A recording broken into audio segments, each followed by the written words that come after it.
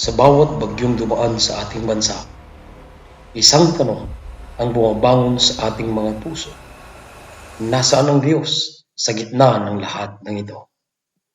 Habang ang hangin ay humahagupit at ang mga ulap ay nagtatakda ng dilim sa ating paligid, ang ating mga isip ay nahuhulog sa pagkabalisa. Bakit pinapayagan ng Diyos na magdusa ang tao? Bakit pinapayagan niyang magtuloy-tuloy ang kalamidad? Kung ang Diyos ay makapangyarihan at mabuti, bakit niya pinapaluhod ang tao sa ganitong pagsubok? Pero may isang bagay na hindi mo pa alam. May mas malalim na dahilan ang lahat ng ito.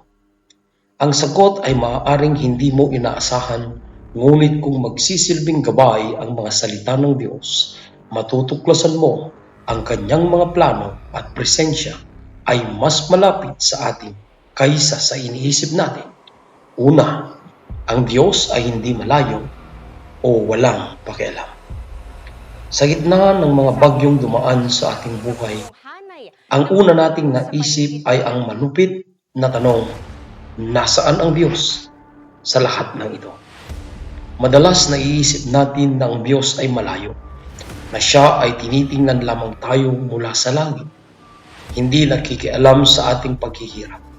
Ngunit ang katotohanan ay malapit na siya sa atin, lalo na sa ating pinagdadaanan. Sabi sa Salmo 34:18, ang Panginoon ay malapit sa mga pusong sugatan at ang mga durog na espiritu ay kanyang inililigtas. Ang Diyos ay hindi nagtatago sa likod ng mga ulap. Naghihintay lang na matapos ang bagyo. Siya ay nandiyan sa bawat hakbang ng ating pagsubok. Nakikita ang bawat luhang dumadaloy. Naririnig ang bawat sigaw ng ating kaluluwa. Kahit hindi natin siya nakikita, ang kanyang mga kamay ay patuloy na nagdadala ng pag-asa at lakas sa ating mga puso. Pangalawa, ang Diyos ay may kontrol sa lahat ng bagyong dumaan.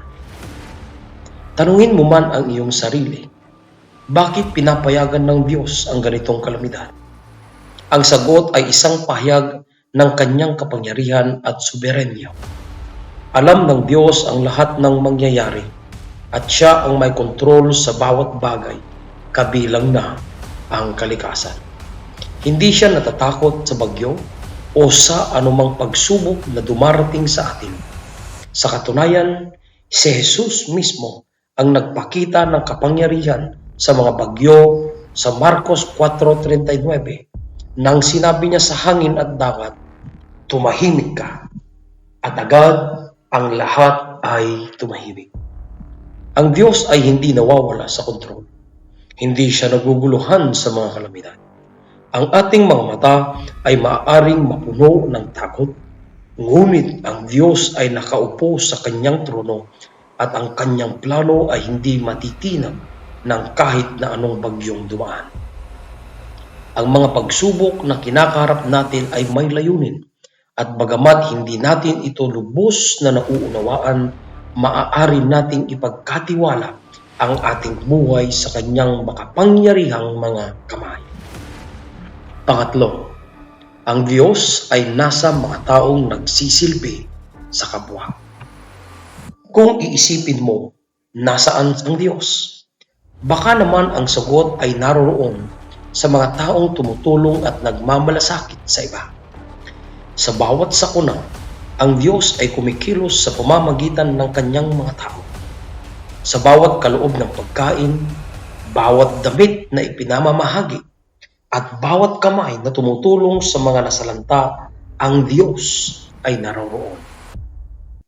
Ang sabi sa Mateo 25:35-40, sapagkat ako'y nagutom at kayo'y nagbigay sa akin ng makakain. Ako'y nauhaw at kayo'y nagbigay sa akin ng maiinom. Ako'y isang dayuhan at kayo'y nagpatuloy sa akin. Ako'y may sakit at kayo'y nag-alaga sa akin. Ako'y nasa bilangguan at kayo'y dumalaw sa akin. Sa mga oras ng kalamidad, ang Diyos ay kumikilos sa pamamagitan ng kanyang mga anak. Siya ay naroroon sa mga gawa ng kabutihang loob at malasakit. Ang ating pagtulong sa iba ay isang paraan ng pagpapakita ng kanyang pagmamahal sa mundong ito. Kaya sa bawat sakripisyo ng mga tao sa ating paligid, hindi ba't ito rin ang sagot sa ating tanong? Ang Diyos ay hindi nawawala, kundi kumikilos sa pamamagitan natin. Ikaapat, ang Diyos ay may layunin sa bawat nangyayari. Ang Diyos ay hindi nagdadala ng kalamidad para magdulot ng kasamaan. Ang mga bagyo at kalamidad ay bahagi ng buhay sa isang sirang mundong ito. Ngunit sa lahat ng ito, may layunin ng Diyos.